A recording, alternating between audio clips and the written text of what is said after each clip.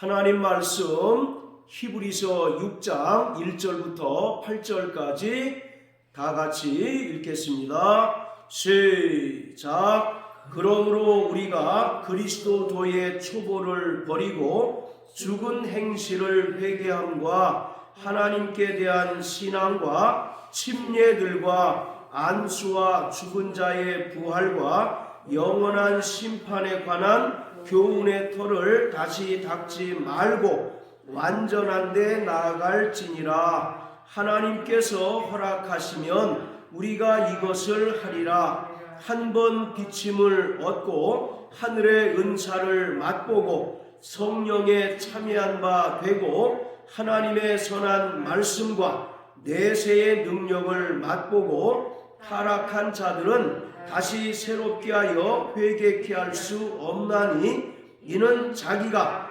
하나님의 아들을 다시 십자가에 못 박아 현저히 욕을 보이니라. 땅이 그 위에 자주 내리는 비를 흡수하여 밭가는 자들의 쓰기에 합당한 채소를 내면 하나님께 복을 받고, 만일 가시와 엉겅퀴를 내면 버림을 당하고 저주함에 가까워 그 마지막은 불사름이 되리라. 아멘. 오늘 말씀은 그리스도인의 타락에 관한 말씀입니다. 대개 이 말씀을 신앙의 성숙으로 이해를 합니다. 그래서 초보적인 믿음을 버리고 성숙한 신앙, 성장한 믿음으로 나아가자라는 의미로 오늘 본문을 대부분의 성도가 이해를 합니다. 그런데 오늘 이 본문은 신앙의 성숙에 관한 이야기가 결코 아니라 그리스도인의 타락에 관한 말씀입니다. 그리스도인은 타락하지 말아야 합니다. 우리가 일반적으로 타락 그러면 음주, 그리고 흡연, 그리고 성적으로 음란한 생활을 하는 것, 이것을 타락이라고 생각을 합니다. 물론 그런 것도 타락이죠. 그러나 오늘 본문에서 말하는 타락은 보다 더 근본적이고 본질적인 타락을 말합니다. 즉 진리에서 떠나서 육체의 의를 따라 살아가고 또 진리를 떠나서 율법으로 돌아가는 것을 타락이라고 말하고 있어요. 음주나 흡연, 그리고 성적으로 음행하는 것은 얼마든지 회개함으로써 새롭게 될 수 있습니다. 그런데 6절을 보세요. 타락한 자들은 다시 새롭게 하여 회개케 할 수 없다라고 말합니다. 즉 진리에서 떠나서 다시 율법으로 돌아가는 사람들, 그리고 육체의 의를 따라 살아가는 사람들은 회개가 불가능하다는 것입니다. 그래서 7절과 8절은 하나님의 심판에 대해서 말하고 있어요. 이들은 회개가 불가능함으로 인하여 결국 하나님께 심판을 받게 된다는 것을 말하고 있습니다. 그래서 음주나 흡연 또는 어떤 성적인 음행, 그것도 우리가 당연히 하지 말아야 할 일이지만 보다 더 근본적인 타락, 진리 안에 거하고 또 하나님의 은혜를 누리는 삶을 저버리고 율법으로 돌아가고 유대교로 돌아가고 또 여전히 자신의 이 세상의 공로를 자랑하는 삶을 살아가는 것으로 돌아가는 것을 바로 타락이라고 말하고 있습니다. 우리가 살아가는 이 시대를 포스트 모더니즘이라고 얘기합니다. 포스트 모더니즘이라고 하는 것은 한마디로 모든 권위를 부정하는 시대를 말합니다. 그래서 사람들이 가정의 권위를 부정합니다. 그리고 가정에서 부모의 권위를 부정해요. 그뿐만 아니라 신학인들조차도 교회의 권위를 부정합니다. 교회의 머리는 예수님이시고 또 교회의 입법자는 예수님이신데 이러한 교회의 권위를 부정합니다. 그리고 최종적으로 하나님의 권위마저 부정하고 또 성경의 절대 무호성을 사람들이 부정합니다. 그래서 하나님의 권위 또 교회나 성경의 권위 위에 사람의 인권을 위에 둡니다. 그래서 디모데후서 3장에 보면 말세에 고통하는 때가 이르리니 사람들이 자기를 사랑한다라고 말합니다. 그러니까 하나님의 권위에 복종하거나 또는 성경의 권위 그리고 교회의 권위에 복종하기보다 그 위에 자기 인간의 권위를 우선하고 인간의 어떤 권위를 최종 권위로 두며 살아가고 있어요. 그것이 바로 포스트 모더니즘 시대의 대표적인 특성입니다. 그뿐만 아니라 우리가 살아가고 있는 이 시대를 종교다원 시대라고 말합니다. 종교다원 시대는 한마디로 얘기하면 산에 올라가는 길은 여러 갈래라는 것입니다. 정상은 하나이지만 그 정상에 오르는 길은 여러 가지로서 모든 종교에 구원이 있다라고 주장하고 있는 거예요. 왜 기독교만 구원이 있다고 이야기하느냐? 왜 꼭 예수님만을 믿어야 구원받는다고 하느냐? 불교나 다른 종교에도 얼마든지 구원이 있다라고 이렇게 주장하는 것이 종교다원주의입니다. 사도행전 4장 12절에 보면 천하인간에게 구원받을 만한 다른 이름을 주신 적이 없다고 성경은 분명히 말합니다. 그리고 사도 바울도 다른 예수, 다른 영, 다른 복음은 없고 다만 어떤 이들이 너희를 혼란케 하기 위하여 다른 예수, 다른 영, 다른 복음을 전할 뿐으로서 바울이 전한 복음 외에 다른 복음을 전하는 자들은 저주를 받을 것이다 라고 말씀하고 있습니다. 이처럼 우리가 진리를 따라 살아가는 것이 여간 힘든 시대에 우리가 살아가고 있습니다. 그래서 한동안 믿음 생활을 잘 하다가 세상으로 돌아간 사람들이 대단히 많습니다. 심지어 요새 가나안 성도라고 들어보셨죠? 가나안을 거꾸로 하면 뭐합니까? 어떤 가나안을 거꾸로 하면 뭡니까? 안나가 성도예요. 아, 나는 예수를 믿긴 믿지만 교회는 싫어. 그래서 교회에 출석하지 않는 성도들을 가나안 성도, 안나가 성도입니다. 이들은 교회의 권위를 부정하는 거예요. 이러한 사람은 그 믿음을 끝까지 유지할 수 없습니다. 이처럼 우리는 포스트 모더니즘 시대 그리고 종교다원주의에 살아가고 있기 때문에 우리의 이 신앙을 지키기가 여간 어려운 시대에 살아가고 있습니다. 그럴지라도 우리는 진리에서 떠나지 않고 끝까지 진리 안에 머물고 또 진리 안에 거하며 하나님의 은혜를 의지하며 살아가는 자들이 되어야 합니다. 이 히브리서는 신약성경 27권 중에 매우 독특한 책입니다. 다른 26권은 분명히 누가 썼는가를 우리가 알 수가 있어요. 그런데 이 히브리서는 누가 썼는지 불분명한 책입니다. 기존에는 사도 바울이 썼다고 주장하는 그 학설이 대세였는데 지금은 사도 바울이 이 히브리서를 썼다고 주장하는 사람들이 많지 않습니다. 그래서 여전히 히브리서를 누가 썼는가에 대해서는 물음표가 달려 있어요. 그리고 이 히브리서는 신약 속의 구약이라고 하는 별명이 붙어 있습니다. 그만큼 구약 성경을 가장 많이 인용한 신약 책이에요.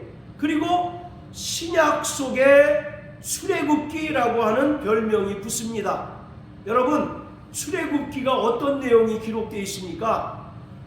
24장까지는 이스라엘 백성들이 애굽을 탈출하고 출애굽하는 과정들을 기록하고 있어요. 그리고 25장부터 끝장까지는 하나님께서 모세에게 설계도를 주셔서 그 설계도대로 성막을 짓는 이야기가 기록되어 있습니다.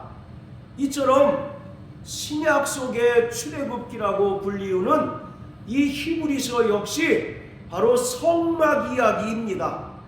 첫 언약에 속한 모세의 성막보다 예수님께서 피로 세우신 새 언약이 비교조차 할 수 없을 만큼 우월하고, 첫 언약에 속한 모세의 성막은 바로 예수님을 예표하고 또 예수님에 대한 모형과 그림자라는 것을 나타내고 있는 것이 바로 히브리서입니다.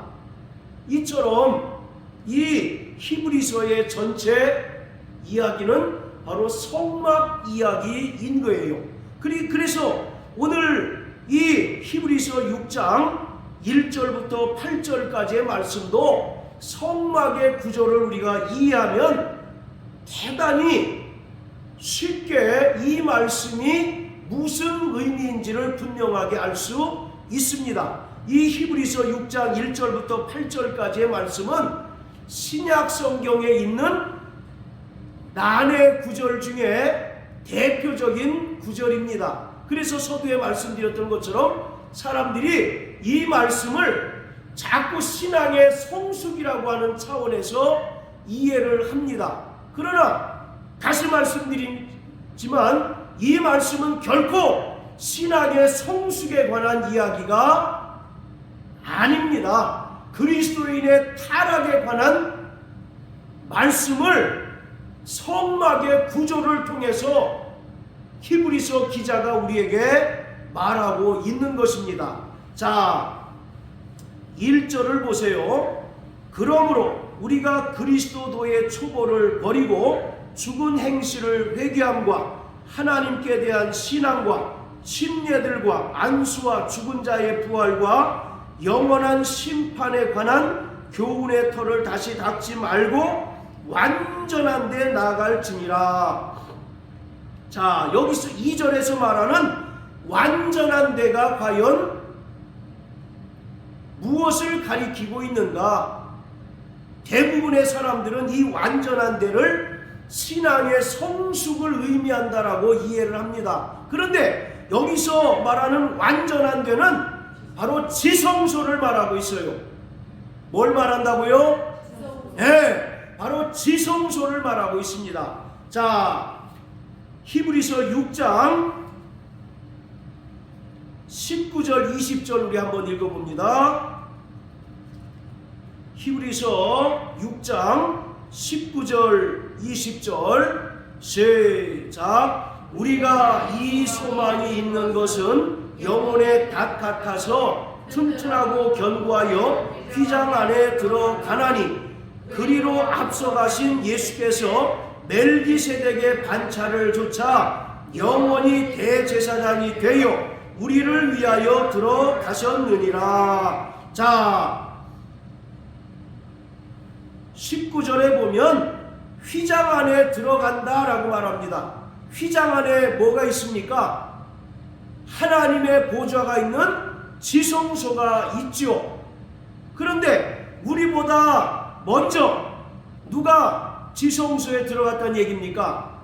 20절에 보면 그리로 앞서가신 예수님께서 멜기세덱의 반차를 조차 영원히 대제사장이 되어 우리를 위하여 들어가셨다라고 말합니다. 그러니까 우리보다 먼저 영원한 대제사장이신 예수님께서 그 휘장을 통과하여 하늘 지성소에 들어갔다라고 말합니다. 그렇기 때문에 그 뒤따라서 구원받은 성도들도 휘장 안으로 들어가서 하늘 지성소에 들어가야 한다라고 말합니다. 자, 또 히브리서 10장을 다 같이 한번 보십니다. 자, 히브리서 10장 19절 20절. 자, 시작. 그러므로 형제들아, 우리가 예수의 피를 힘입어 성소에 들어갈 담력을 얻었나니 그 길은 우리를 위하여 휘장 가운데로 열어놓으신 새롭고 산 길이요 휘장은 곧 저의 육체니라. 구약의 성막을 보면 지성소는 아무나 들어갈 수 있는 곳이 아닙니다. 왜냐하면 성소와 지성소 사이를 휘장이 가로막고 있기 때문에 오직 1년 1차에 한해서 이스라엘을 대표하는 대제사장만이 염소의 피를 가지고 들어갈 수 있게 되어 있습니다. 그런데 이제 예수님께서 휘장 가운데로 새롭고 산 길을 열어 놓으셨어요. 할렐루야. 그렇기 때문에 누구든지 예수님께서 십자가에 달리셔서 흘리신 그 피를 의지하면 누구든지 지성소에 들어갈 수 있다라고 말씀하고 있습니다. 자, 다시 히브리서 6장으로 돌아갑니다. 따라서 6장 2절에서 말하는 완전한 데 나갈지니라 할 때 이 완전한 데는 바로 지성소를 말하고 있습니다. 우리보다 앞서 영원한 큰 대제사장이신 예수님께서 휘장 안으로 들어가셔서 지성소에 들어가신 것처럼 우리도 예수님의 뒤를 따라서 휘장을 통과하여 하늘 지성소에 들어가야 한다라고 말씀하고 있습니다. 자, 그리고 1절과 2절에서 말하는 그리스도도의 초보는 바로 성막들에서 우리가 경험하는 예수님의 대속 사역을 말하고 있습니다. 자, 성막을 다 떠올려 보세요. 성막은 크게 세 부분으로 나뉘어졌습니다. 첫 번째, 따라하세요. 성막들. 자, 이 성막들에는 번제단과 물두멍이 있습니다. 그리고 성막들을 지나면 성소가 있는데 이곳은 제사장이 들어가서 하나님을 섬기는 장소입니다. 이 성소에는 금등잔과 진설병과 분향단이 있습니다. 이 금등잔과 진설병과 분향단은 성도들의 신앙생활에 있어서 빠지지 말아야 할 세 가지 요소, 즉 성령의 충만함과 은사, 그리고 진설병은 하나님의 말씀을 나타내고, 또 분향단은 계시록 5장과 8장에서 말하는 것처럼 성도들의 기도를 말하고 있습니다. 자, 그리고 가장 안쪽에 바로 지성소가 있습니다.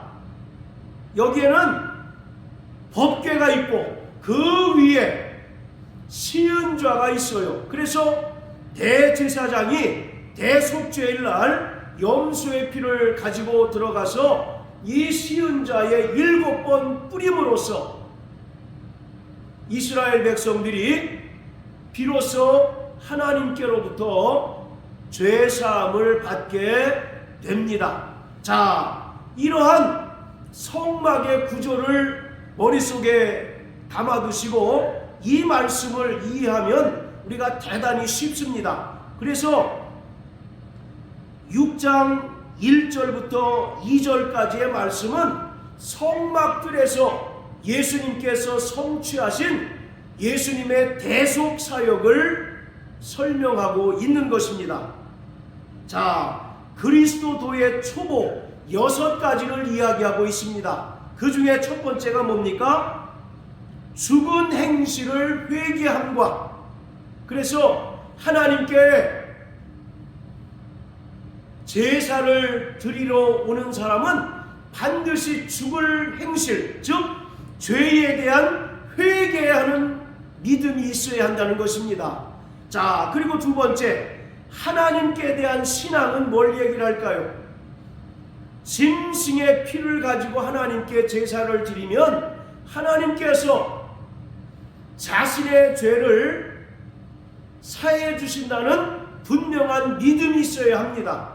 그래서 죽은 행실을 회개함이라는 것은 바로 하나님께 제사를 드리는 사람이 철저히 자기 죄에 대해서 회개하는 것을 말하고, 하나님께 대한 신앙이라고 하는 것은 짐승을 제물로 하나님께 제사를 드리면 하나님께서 제사 드리는 사람의 그 죄를 반드시 사해 주신다는 그 분명한 믿음이 있어야 된다는 것입니다. 자, 그리고 세 번째, 침례들과라고 말합니다.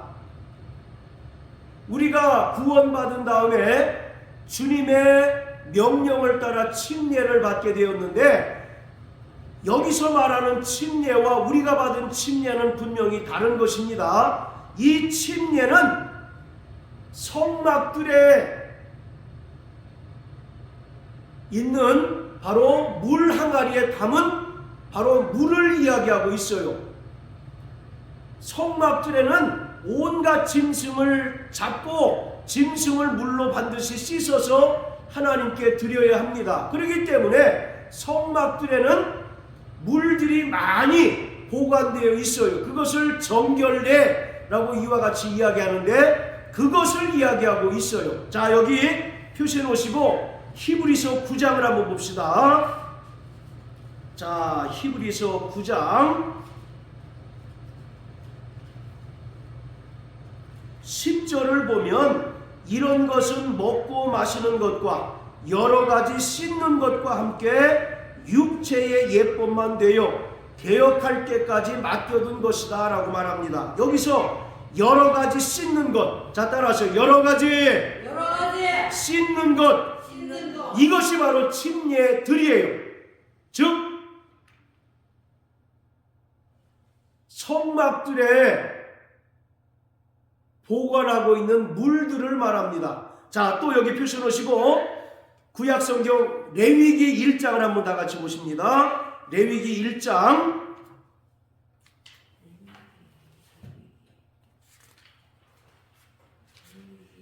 자, 레위기 1장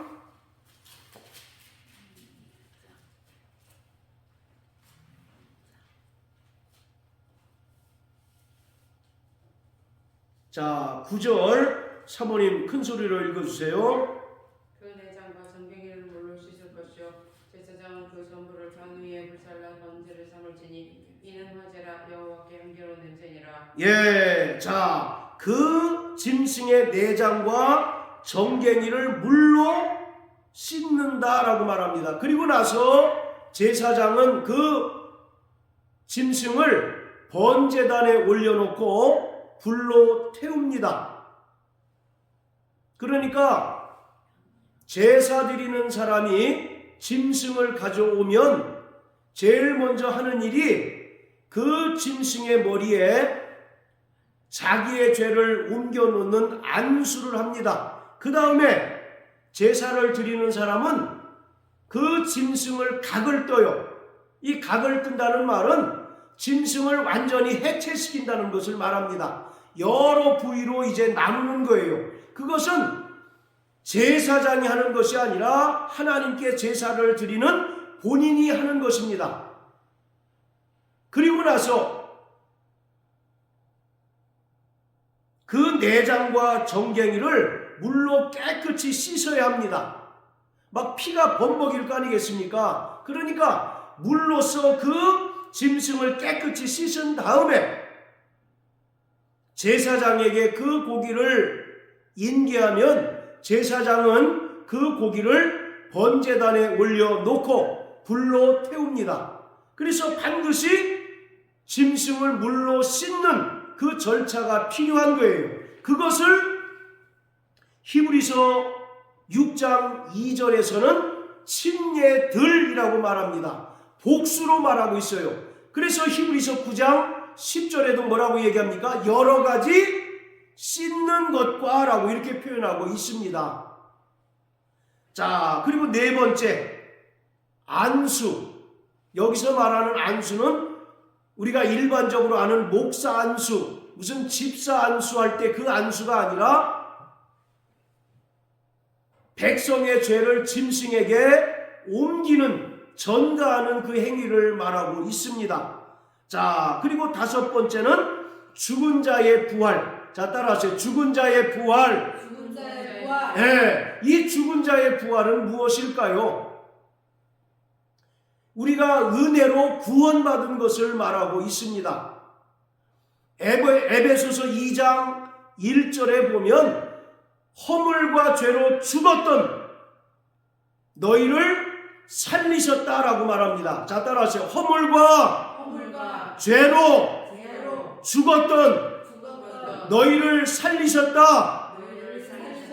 바로 이것이 첫째 부활, 즉 구원입니다. 그래서 히브리서 6장 2절에서 말하는 죽은 자의 부활이라는 것은 우리가 허물과 죄로 죽었지만 하나님께서 그 은혜로 우리를 살리셨다는 것을 말하고 있습니다. 즉 구원을 말하고 있는 거예요. 자, 그리고 마지막 여섯 번째는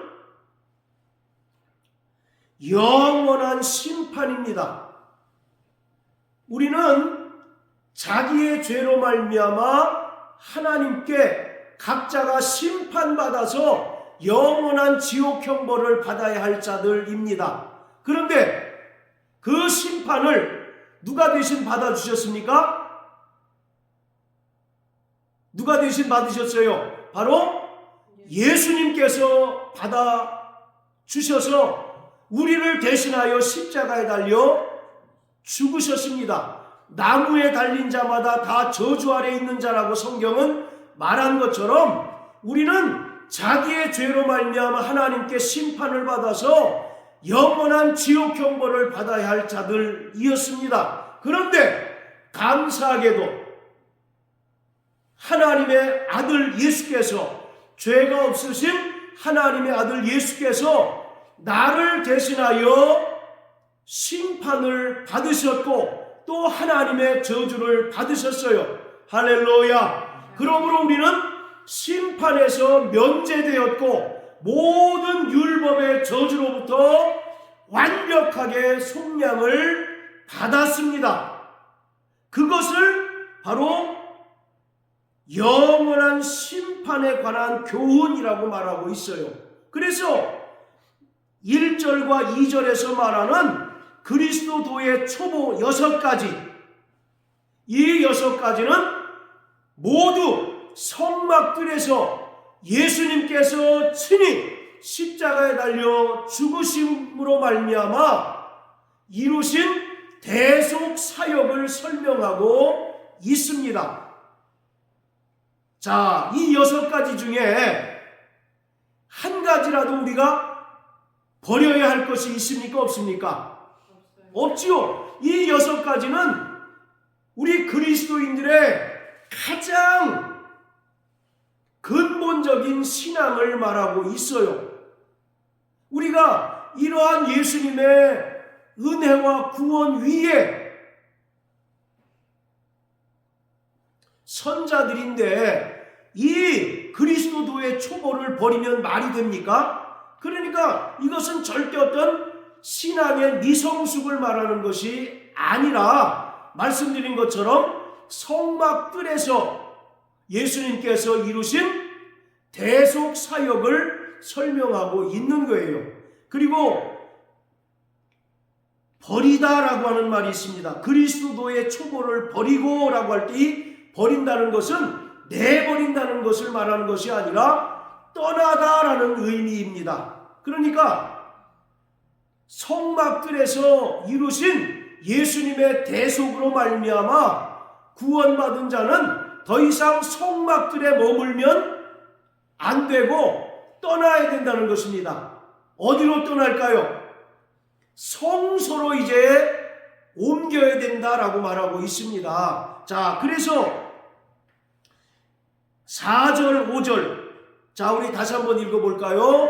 4절, 5절 시작. 한 번 비침을 얻고 하늘의 은사를 맛보고 성령에 참여한 바 되고 하나님의 선한 말씀과 내세의 능력을 맛보고 이 4절과 5절은 성소에서 이루어지는 사역을 설명하고 있습니다. 이것은 전부 성령의 사역이에요.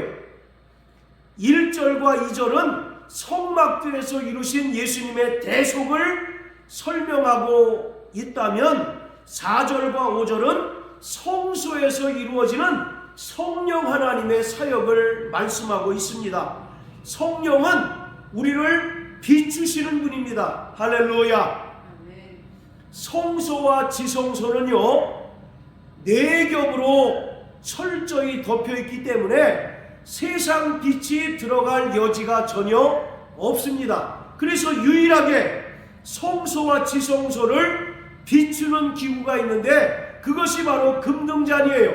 그래서 하나님께서는 그 금등잔을 관리하는 제사장에게 항상 기름을 넉넉히 넣어서 그 최적의 밝기를 유지하라고 명령하십니다. 그래서 한 번 비침을 얻고 라고 하는 말은 성령의 사역을 말하고 있습니다. 자, 따라하세요. 성령은 성소와 지성소를 비추시고 우리의 영혼을 우리의 마음을 조명하시고 비추시는 분이시다.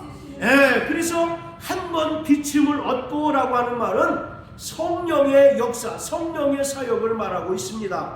자, 성령께서 우리를 비추시면 우리에게 어떤 일이 벌어지느냐? 하늘의 은사를 맛봅니다.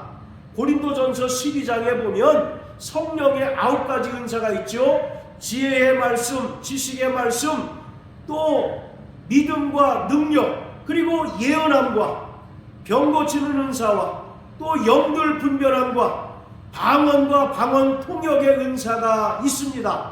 자, 우리 안에 성령이 비추시고 내주하시면 우리가 이러한 성령의 은사를 경험하게 됩니다.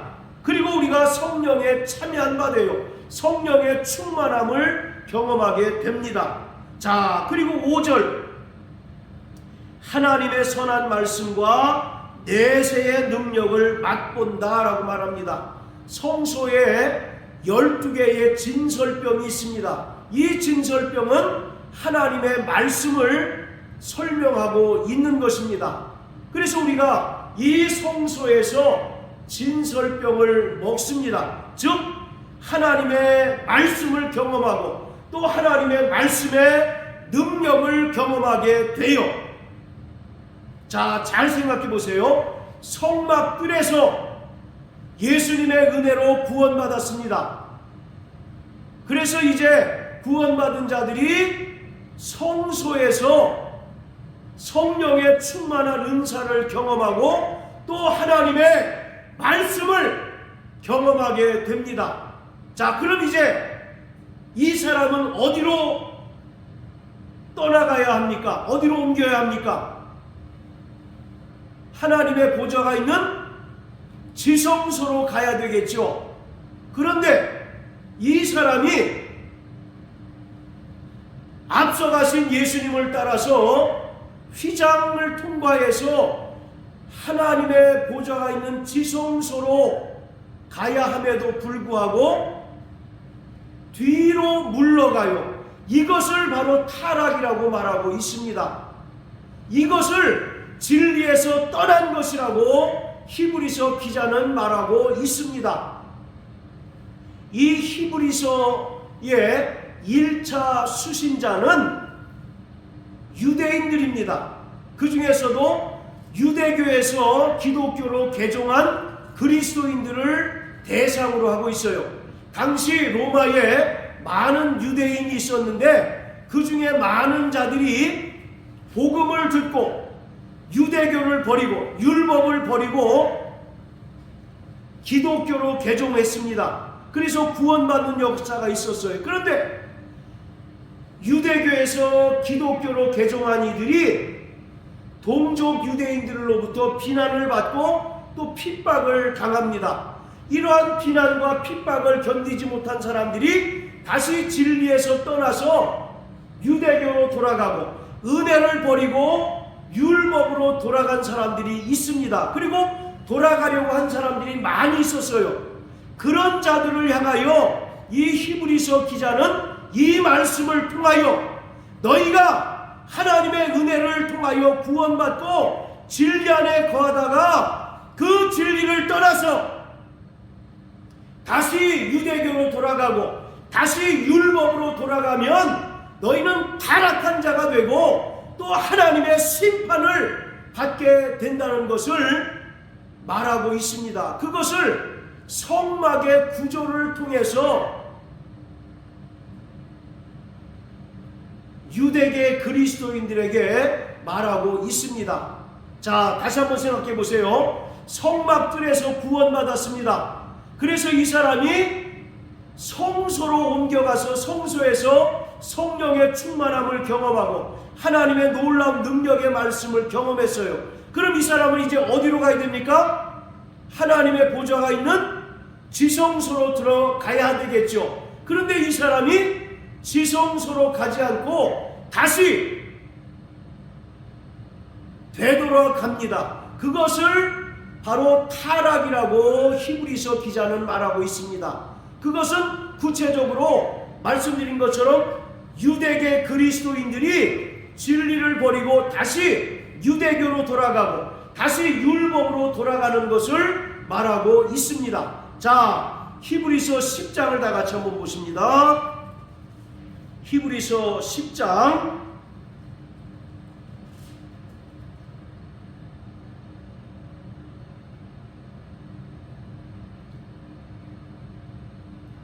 자, 32절부터 39절까지 다 같이 읽겠습니다. 시작. 전날에 너희가 빛을 받은 후에 고난의 큰 싸움에 참은 것을 생각하라. 혹 비방과 환난으로서 사람에게 구경거리가 되고 혹 이런 형편에 있는 자들로 사귀는 자 되었으니 너희가 갇힌 자를 동정하고 너희 산업을 빼앗기는 것도 기쁘게 당한 것은 더 낫고 영구한 산업이 있는 줄 알미라. 그러므로 너희 담대함을 버리지 말라. 이것이 큰 상을 얻느니라. 너희에게 인내가 필요함은 너희가 하나님의 뜻을 행한 후에 약속을 받기 위함이라. 잠깐 후면 오실 이가 오시리니 지체하지 아니하시리라. 오직 나의 의인은 믿음으로 말미암아 살리라. 또한 뒤로 물러가면 내 마음이 저를 기뻐하지 아니하리라 하셨느니라.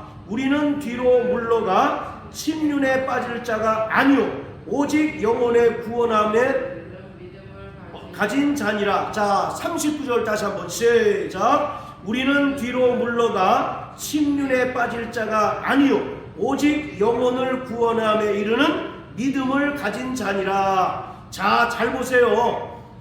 32절에 보세요. 전날에 너희가 빛을 받은 후에 고난의 큰 싸움에 참은 것을 생각하라. 너희가 동족 유대인들로부터 많은 비방과 환난과 또 사람들에게 조롱거리가 되었지만 너희가 끝까지 인내했다. 그러니 너희가 끝까지 참고 견뎌야 한다라고 히브리서 기자는 유대계 그리스도인들에게 말하고 있습니다. 자, 그러면서 38절에 뭐라고 얘기합니까?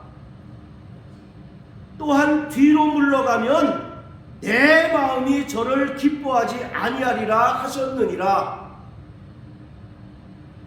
뭐 하면 하나님께서 기뻐하지 않으신다고요? 뒤로 물러가면. 자, 성막들에서 예수님의 은혜로 구원받은 자가 이제 성소에서 성령의 충만한 은사를 경험하고 하나님 말씀을 경험했습니다. 그러면 당연히 앞서가신 예수님을 따라서 지성소에 들어가야 되는데 이 사람이 지성소에 들어가지 않고 어떻게 한다고요? 뒤로 물러간다고 말합니다. 그러면 하나님께서 기뻐하지 않는다는 거죠. 그리고 39절에는 뭐라고 얘기합니까? 우리는 뒤로 물러가 침륜에 빠질 자가 아니다 라고 말합니다. 침륜이 뭐예요? 침륜, 물에 빠져 익사하는 것을 말합니다. 그러니까 뒤로 물러가면 하나님의 심판을 받아서 멸망당하게 된다는 것입니다. 그러니까 뒤로 물러가란 얘기입니까? 물러가지 말란 얘기입니까? 물러가지 말라는 거예요. 성막들에서 은혜를 받고 또 성소에서 성령의 충만함을 경험하고 내세에 그 말씀의 능력을 경험했으면 그 믿음을 끝까지 인내로서 간직한 채 예수님께서 앞서가신 그 하늘 지성소까지 이르러야 한다는 겁니다. 그런데 많은 사람들이 동족 유대인의 그 비난과 핍박과 조롱거리로 인하여 조롱당함으로 인하여 그 믿음을 저버리고 진리에서 떠나서 다시 유대교로 돌아가고 다시 율법으로 돌아가려고 할 때 이 히브리서 기자는 이 말씀을 통해서 너희 절대로 뒤로 물러가지 말아야 한다. 하나님은 뒤로 물러가는 것을 결코 기뻐하지 않으실 뿐만 아니라 뒤로 물러가는 자는 침륜에 빠져 멸망당하게 된다라고 분명하게 말하고 있습니다. 그러므로 우리는 일평생 진리 안에 거하는 자 되시길 주님의 이름으로 축복합니다. 우리는 점점 진리를 따라 살아가는 것이 버겁고 힘든 시대에 살아가게 될 것입니다. 점점 교회가 텅텅 비고 또 많은 교회가 문을 닫게 된다라고 하는 부정적인 소리가 들려오는 시대에 살아가고 있습니다. 그래서 겨우 자기 믿음 하나조차도 유지하기 어려운 시대에 우리가 살아가고 있어요. 앞으로 점점 더 이런 상황은 더 힘들고 어렵게 될 것입니다. 그럼에도 불구하고 끝까지 인내하는 저와 여러분들 되시길 주님의 이름으로 축복합니다. 우리가 받은 그 은혜를 기억하시게 되기를 바랍니다. 우리를 구원하시기 위하여 하나님께서는 가장 기뻐하시고 가장 사랑하시는 독생자 예수 그리스도를 그 참혹한 십자가에 매달아 죽이심으로 우리를 구원해 주셨어요. 그리고 우리의 믿음을 더욱더 견고케 하기 위하여 성소에서 성령의 충만함을 경험하게 하고 또 하늘의 은사를 경험하게 하고 하나님 말씀을 경험하는 삶을 살아가게 했습니다. 그렇다면 이제 우리는 끝까지 여러 가지 어려움에도 불구하고 또 많은 세상 사람들의 조롱과 핍박에도 불구하고 인내로서 하늘 지성소에 들어가는 자가 되어야 합니다. 그런데 오늘 많은 사람들이 앞서가신 예수님을 따라서 하늘 지성소로 들어가기보다 세상이 더 좋음으로 그 있는 믿음을 저버리고 세상으로 돌아가고 타락하는 자들이 부지기수로 발생하게 됩니다. 그것을 성경은 배도라고 말합니다. 데살로니가 후서 2장에 보면 예수님께서 영광 중에 재림하시기 전에 많은 사람이 그 믿음을 버리고 배도하게 된다라고 말씀하고 있습니다. 이러한 자는 뒤로 물러가 침륜에 빠지는 자입니다. 그러므로 일평생 진리의 사람 되시길 주의 이름으로 축복합니다. 일평생 은혜의 사람 되시길 주님의 이름으로 축복합니다. 정말 우리가 이때에 정신 차리고 더욱더 하나님 말씀을 의지하고 더욱더 기도하지 아니하면 내가 받은 은혜, 내가 가진 이 믿음조차도 유지하기 어려운 그런 시대에 우리는 믿음이 파손된 채로 세상으로 돌아가는 그런 처량한 신세가 되어버리고 말 것입니다. 사랑하는 성도 여러분, 일평생 진리의 사람 되시길 주의 이름으로 축복합니다. 일평생 하나님 은혜를 붙잡고 오직 성령의 인도함을 따라 예수님께서 앞서가신 저 하늘 지성소에 넉넉히 들어가는 저와 여러분들 되시길 주님의 이름으로 축복합니다. 어떠한 시련과 어떠한 고난과 어떠한 세상의 조롱거리와 또 박해가 있다 할지라도 우리는 영원한 하늘 지성소를 바라보고 끝까지 인내로서 승리하는 자가 되어야 합니다. 저 영광의 아버지 나라는 이 땅에서 이긴 자들에게 주어지는 전리품입니다. 아무에게나 누구에게나 나눠주는 선물이 아니라 바로 이 땅에서 어떠한 핍박과 고난에도 불구하고 이긴 자들에게만 주어지는 승리의 전리품이라는 사실을 깨달으셔서 날마다 진리 안에 거하고 날마다 주님의 은혜를 붙잡고 또 성령의 인도함을 받는 저와 여러분들 되시길 예수님 이름으로 축복합니다. 할렐루야.